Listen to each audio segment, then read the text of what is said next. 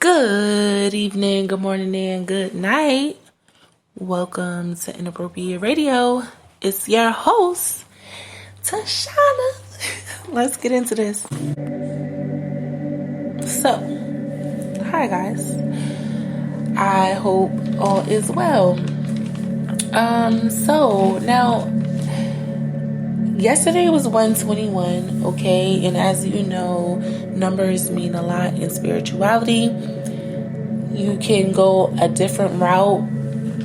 Doesn't matter how you use the reference or what reference you use to define them. You'll get a different definition for each number, but you can use astrology, numerology, religion, spirituality. You can look into life path numbers or angel numbers, or just vibrational wise, right? If you hear this tone in the background, what happens is a scale is used. The scale gives an output, aka a number, and that is how we define frequency, right? It doesn't matter. All of these things have a reference point. These numbers have a reference point, and you can go about either of those ways, okay? Now, by now, if you've been tuning in, I'm going to assume that you are the starseed. You're the parent of a starseed, or you're going to be birthing a starseed. You're a spectator or an investigator. I welcome all, but I do hope no one here listening is focused on creating havoc on the podcast. There was a topic that was supposed to get uploaded, and the creator let me know that was the work of some magic. That was a message that was supposed to go out. So don't come over here fucking around. You're gonna find out. Alright? I'm just telling you. Now, we've been looking at science, psychology, aliens, traumatic weather events, birth and death dates, as well as locations of prominent figures and, prominent or influential figures. And we've been comparing that to the dates and locations that these aliens have arrived, right? Now, I'm not sure if you guys have noticed, but since the new year, we've been having a lot of galactic extraterrestrial activity, okay? We've been having a lot of things going on in the spirit world, a lot of different things going on that will kind of, make you confused and wonder what is really happening. It's time for us to start applying our gifts, okay? Yesterday was 121, like I said, depending on where you look or who you ask. You might get a reference to a Bible verse or a surah from the Quran, or what it means in the spirit world, or vibrationally wise. Like I explained earlier, this tone that you hear will be defined by a number, and it is a frequency, right? It's a sound or a tone. Now, with that said, we have to start applying what we know, okay? Hopefully you are vibrating on a frequency that is compatible with that of the universe. So either you can become aligned, remain aligned, or simply move about so you can start manifesting, right? Or at least just be in this state of consciousness, right? That's what vibing high is, right? You want to be able to not necessarily vibe with the universe. I mean, of course you want to vibe with the universe, but you as an individual, you need to be at least vibrating in a space where you're aware of yourself, right? Having a great deal of self-awareness, being conscious. It's very important to make sure that you are aware, even if it's just, monitoring the food that you're eating, the things that you're consuming in your ear and eye gates, the things that you're wearing, the places you're going, the people that you're interacting with, right? This is all consciousness. This is how you remain conscious. So it's really important to be on top of all of the things that can affect you in the unseen, right? That is, in a nutshell, what being conscientious is.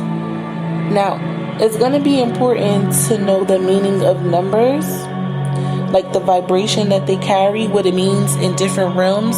So what it means in the spirit world, what it means if you're going to look up like a verse in the Bible or a surah from the Quran, or if you're just going to be looking into your life path number. All of that is going to be important. Why? Because when you start using your gifts, you have to know if these situations that are coming to you are from the Creator or it's interception from the lower levels, okay? If it's something that is earthbound or below. You have to be able to look at the dates. What season are we in? This is why it's important to learn your birth chart, okay? You're going to have to study your birth chart and see what is compatible. Start studying astrology, because your birth chart, I don't think I have people listening in other countries right now, right? But I'm sure that people that are in this pool right now of listeners that I have, they are studiers of Western astrology, okay? There are other schools of thought, and we've gone over this, right? We've talked about it. Learn what pertains to you. Of course, you want to study and investigate and, but yourself, in order for you to be able to manifest, in order for you to know what are good days to, stay away from certain foods, or what are good days to definitely exercise, or what are good days to definitely drink your water and rest. The connection is going to be between your birth chart and the numbers. It's time to start applying the things that you know. So if you're a seer, you want to start being a seer. It's time to start walking into that. This is how you avoid getting left behind. This is how you avoid getting trapped in cycles. This is how you avoid being lost or confused or not being activated. This is how we're activating. We're talking about getting activated right now. Okay, being as though we're moving onward and upward, there are several ways to align yourself with higher versions of yourself. Okay? And this is just a few. Knowing your astrology, your birth chart is one. Knowing astrology, Chinese astrology, Indian astrology, whatever. We've gone over quite a few, okay? And you can definitely do your own homework, for sure. You want to look up the numbers that are related to you, your birthday, your birth year, the location where you was born. Look up the coordinates where you were born. All of those things are telltale signs, and I'm certain you'll see some kind of connection between your birth date and your coordinates where you were born. I'm certain. These are going to assist you with knowing not only the vibration that you were born into, not only the vibration that you're carrying, but the vibration that you are supposed to step into and leave, okay? The energy that you come in with should not be the energy that you're leaving with, unless it is something that you carried over into this lifetime. And then again, you should be shedding that, unless you're going to be using that to, transition something in the bloodline to finish, like I said, what you started. And if you're finishing what you started, then you should be having new energy. Or if it's something that you needed from the past life, for right now, and you just absolutely can't get rid of it. It's vital to the journey. Once you learn your birth chart, you'll be able to start looking at the days. Okay, we know number 8 is what? Money day, right? We know number 8 is money day, so we look at money day and we say, okay, where in my birth chart involves money? What season are we in right now that meshes well? Because remember, planets have friends, enemies, and neutral zones. Okay? A lot of the things that we need in order to move forward is going to be connected to numbers, right? Because it's an energy. And we've gone into this, right? We've talked about, hey, God may have had all the people that I've been compatible with for the first 12 years of my life to be earth and water signs, right? And then you notice once that 12-year cycle is up, you'll start noticing a shift that all of the new people that you've been vibing and connecting with have a different element or a particular zodiac sign. It depends on your purpose, the anointing, the journey, whatever, right? Whatever lessons, whatever karma, whatever debt needs to be paid, all of that is a factor. So let's say you have karma you need to pay, but someone also owes you. You have karma to pay to someone who is an earth sign, but then someone who is a water sign owes you from a past life. You randomly get earth signs that you are assigned to assist. And then you'll have water signs who are assisting you. If that makes sense, okay?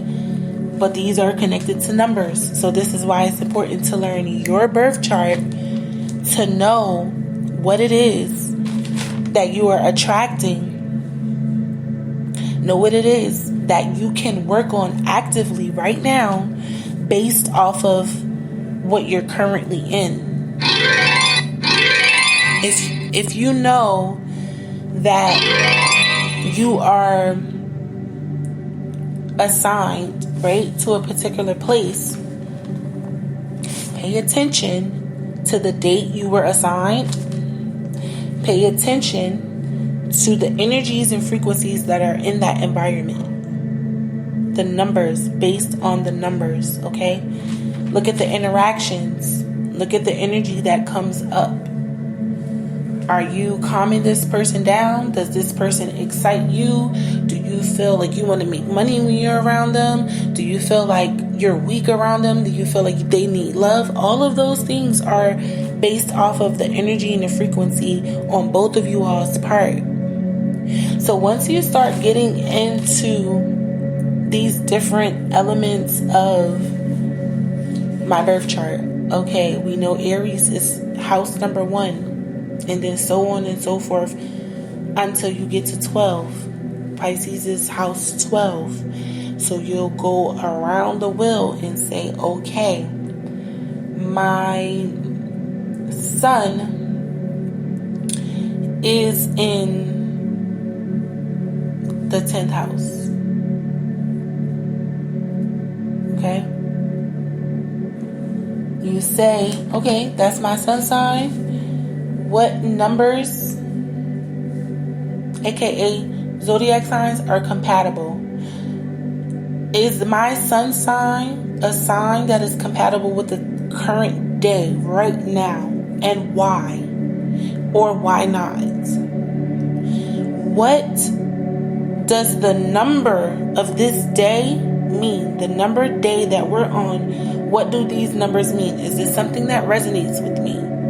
And this is how you start actively using your gifts. Whether you're praying, fasting, what doesn't matter, astral projecting. Alright? But I'm going to end it here. I love y'all. I hope y'all been drinking your water, eating your fruit and vegetables. And I hope y'all had a good weekend, right? And got some good rest. and sip on your own tea, child. Love y'all. Peace.